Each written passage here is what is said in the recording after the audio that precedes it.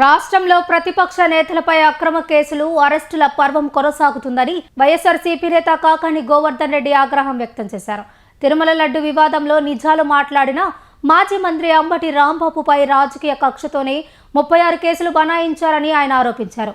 లడ్డు విషయంలో చంద్రబాబు ఆడిన డ్రామాను సీట్ నివేదికే బట్టబయలు చేసిందని, ఇప్పుడు తల ఎక్కడ పెట్టుకోవాలో తెలియక ఇలాంటి అరెస్టులకు పాల్పడుతున్నారని ఎద్దేవా చేశారు.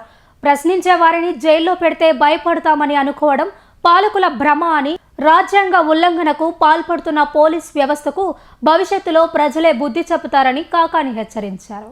రాంబాబు గారు చేసినటువంటి తప్పేందండి?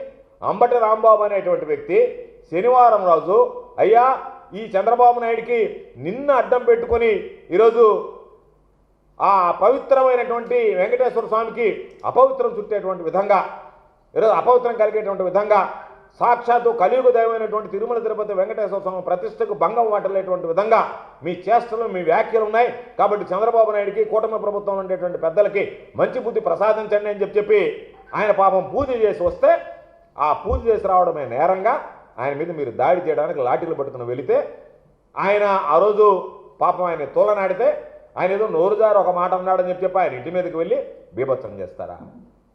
ఆయన ఇంటి మీద దాడి చేస్తారా? ఆయన చంపేయడానికి ప్రయత్నం చేస్తారా?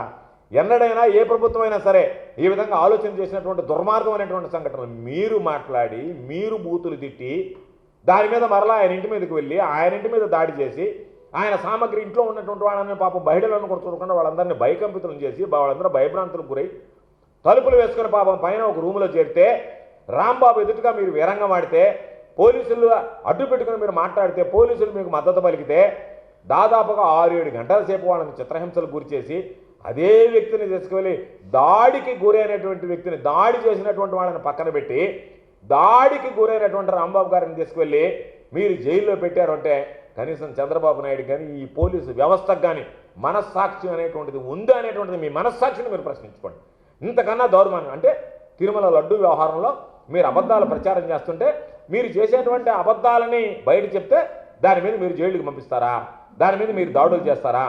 ఈ రోజు వరకు పాపం జోగి రమేష్ ఇంటి మీద దాడి జరిగింది. దౌర్భాగ్యం, ఆ ఇంట్లో పాపం పెట్రోల్ బాంబులు వేశారు, ఆయన ఇంటి మీద పాపం యాసిడ్ దాడి చేశారు. అంత చేసి వాళ్ళ మీద మరలా వాళ్ళ మీదనే కేసులు బనాయించారు. రాంబాబు గారిని తీసుకెళ్లి జైల్లో పెట్టారు. అంటే బాధితులైన వారి మీద, వాళ్ళ మీద ప్రభుత్వం కక్ష కడుతుందా? ఎవరైతే బాధ్యులైనారో ఈ దాడులకి వాళ్ళని కనీసం కేసులు కూడా బుక్ చేయకుండా పంపించాల్సింది ఎవరు? దాడులు చేసిన వారిని పంపిస్తారా? దాడులకు గురైనటువంటి వాళ్ళని పంపిస్తారా? కాబట్టి దాడులు చేసిన వాళ్ళని ఫ్రీగా వదిలేసి వాళ్ళని ప్రోత్సహించి మీరు కానివ్వండి, దాడులు చేయండి అన్నట్టుగా మీరు సంకేతాలు ఇస్తా, దాడికి గురైనటువంటి బాధిత కుటుంబాలను తీసుకెళ్ళి మీరు పోలీస్ స్టేషన్లో వాళ్ళని కేసులు పెట్టడం, రిమైండ్ చేయడం అనేటువంటిది. ఈరోజు ఒకసారి చూస్తే ఇప్పటివరకు ఆ ఒక్క సంఘటన మీద 36 కేసులు ఉన్నాయి. అంబటి రాంబాబు గారి మీద 36 కేసులు పెట్టారు. అంటే ఎక్కడెక్కడో నెల్లూరు జిల్లాలో కూడా మనబోలు పోలీస్ స్టేషన్లో ఒక కేసు నమోదు చేశారు.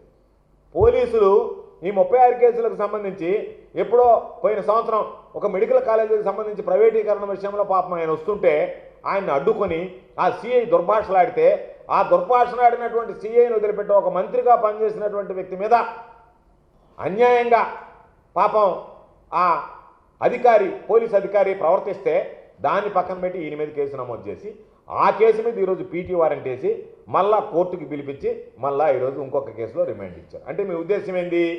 మేము ఎవరం మాట్లాడినా మా మీద కేసులు నమోదు చేస్తారు, మా మీద పీటీ వారెంట్లు పెడతారు, మమ్మల్ని మళ్ళీ జైలుకి పంపించేటువంటి పరిస్థితి ఉంది. కాబట్టి మీ ఆలోచన ఏంటంటే, మేము అంబటి రాంబాబు మమ్మల్ని ప్రశ్నిస్తున్నాడు కాబట్టి వీలైన ఎక్కువ రోజులు ఆయన రిమాండ్లో పెట్టాలి. ఆయన రిమాండ్లో పెట్టాలి అని అంటే ఏదో ఒక విధంగా దొంగ కేసులు కట్టాలి. ఈరోజు రాజ్యాంగం మీద నమ్మకం లేదు, న్యాయ వ్యవస్థల మీద నమ్మకం లేదు. రాజ్యాంగ ఉల్లంఘన, న్యాయ వ్యవస్థ ఉల్లంఘన, చట్టం ఉల్లంఘన, పోలీసులకు హైకోర్టు ఎన్నిసార్లు బొట్టికాయలు వేస్తున్నా సరే మా పందా మేము మార్చుకో, మేము ఎస్ బాస్ అంటా ఈ ప్రభుత్వానికి సంబంధించి ఏది చెప్తే అది మాకు అంతిమం తప్ప మరొకటి కాదన్నట్టుగా మీరు మాట్లాడుతున్నారు. 7 ఏళ్ళు లోపు ఉన్నటువంటి వాటికి అనేక సందర్భాలలో చెప్పారు, మీరు వాళ్ళకి నోటీసులు ఇచ్చి పంపించండి. 41A నోటీసులు అనే వాళ్ళ పాత్రలు ఇప్పుడు 35(3) BNS వచ్చిన తర్వాత అన్నారు. వాటికి చెప్పమని ఎన్నిసార్లు మొట్టికాయలు వేసినా సరే ఏమీ మీలో మార్పు రాకుండా ఈరోజు రాష్ట్రాన్ని సొంత జాగీరులాగా మార్చేసి లేనిపోయినటువంటి కేసులు కట్టి పీటీ వారెంట్లు పెట్టి ఏదో ఒక విధంగా భయభ్రాంతులకు గురి చేయాలనేటువంటి ఒక దుర్మార్గమైనటువంటి ప్రయత్నం, కుట్ర, ఆలోచన మీలో ఉంది కాబట్టే ఈరోజు ఈ విధంగా కేసులు అంటే డైవర్స్ మిమ్మల్ని అడగకూడదు. ఇప్పుడు నేనున్నా లడ్డు వ్యవహారంలో మాగుంట లేఅవుట్లో ఉన్నటువంటి వెంకటేశ్వర స్వామి దేవస్థానం దగ్గరికి వెళ్ళి మీడియానే సాక్షి పూజ చేశాం. దాని మీద లడ్డు వ్యవహారం మీద నాయనా చంద్రబాబు నాయుడికి మంచి బుద్ధి ప్రసాదించమని, నీకే కదా మంచిది. నీ చెడు బుద్ధి నుంచి నీకు మంచి బుద్ధి వస్తే నీ కుటుంబం బాగుపడుతుంది. నీలాంటి ఈరోజు ఇంకా నీకు ఒక 2 ఏళ్ళు 3 ఏళ్ళు టైం ఉంది పాలించేదానికి. ఆ పాలించే టైంలో నీకు మంచి పేరు రావాలా, మంచి బుద్ధి రావాలని నీకోసరం మేము మొక్కితే మా మీద కేసులు పెట్టడం ఏందయ్యా చంద్రబాబు? నాకు అర్థం కాలేదు. నువ్వు బాగుండాలా, నీ చెడు బుద్ధి మారాలా, నీకు మంచి బుద్ధి ప్రసాదించాలని చెప్పి కోరితే నాకు మంచి బుద్ధి ప్రసాదించమన్నాడు కాబట్టి నేను చెడు బుద్ధి కలిగినటువంటి వాడిగా ఉండాలా, ఈయనెవరు నాకు మంచి బుద్ధి ప్రసాదించడానికి? ఒకవేళ ఈయన మాటలు విని ఆయనే నాకు మంచి బుద్ధి ప్రసాదిస్తే వెంకటేశ్వర స్వామి అంతకన్నా అపచారం ఇంకోటి ఉందా? కాబట్టి మీరు ఈయన మీద కేసు పెట్టండి అని చెప్పి నా మీద కేసు పెట్టింది. అంటే మేము ఇంకొకసారి నీకు మంచి బుద్ధి ప్రసాదించమని చెప్పి కోరుకోకూడదు. కోరుకుంటే నాకున్నటువంటి మెయిన్ బేసిక్ క్వాలిఫికేషన్ ఏదైతే ఉందో ఆ చెడు బుద్ధి అనేటువంటిది దెబ్బతినిపోద్ది. కాబట్టి మంచి బుద్ధితో నేను పరిపాలన చేయలేను. నేను పరిపాలనకు వచ్చిందే రామారావు దగ్గర వెన్నుపోటు పొడిచినప్పటి నుంచి చెడ్డ ఆలోచనలు చెడ్డ బుద్ధితో వచ్చినటువంటి వాడిని కాబట్టి ఆ చెడ్డ బుద్ధితోనే నేను అందరం ఎక్కినటువంటి వాడిని కాబట్టి ఆ చెడ్డ బుద్ధి కొనసాగాలి తప్ప మంచి బుద్ధి కోరమని మీరెవరే నన్ను అడగడానికి అని చెప్పి దాని మీద ఒక కేసు పెట్టారు. సరే బాగుంది. ఆ తెల్లవారుగా రాంబాబు జరిగిన తర్వాత పొదలకూరుల కార్యకర్తల సమావేశానికి వెళితే ఆ కార్యకర్తల సమావేశంలో నేను అనరానటువంటి మాటలు మాట్లాడి ఈ జిల్లాలో శాంతి భద్రతలు మొత్తం విఘాతం కలిగించి మతాల మధ్య కులాల మధ్య చిచ్చు ఏర్పడిపోయింది. ఏం ఏర్పడిపోయింది? ఎక్కడేం గొడవ జరిగింది? ఎక్కడ లేదే, ఏమి జరగలేదే. జరుగుతుందని చెప్పి ఒక అక్రమ కేసు బనాయించారు. దాంతోపాటు అక్కడ కండలేరుకి సంబంధించి రైతులకు సంబంధించి రాయలసీమ లిఫ్ట్ ఇరిగేషన్ ఇబ్బంది పడుతుందంటే దాని మీద ఒక కేసు పెట్టారు. నేనేదో శివాలయం దగ్గరికి పోయి అయ్యా శివాలయం భూములు సోమిరెడ్డి కొట్టేశాడని చెప్పంటే ఆయన ఈ మాట అన్నాడు. నేను అన్న మాటను మీరు తీసుకోవాలి తప్ప దానిలో మాకు రెండో మాట ధ్వనిస్తుందంటే ప్రతి దాంట్లో ధ్వనిస్తుంది. నీకు ఆ మాట గురించి ఎందుకు వచ్చింది? మీ బుద్ధి అది కదా.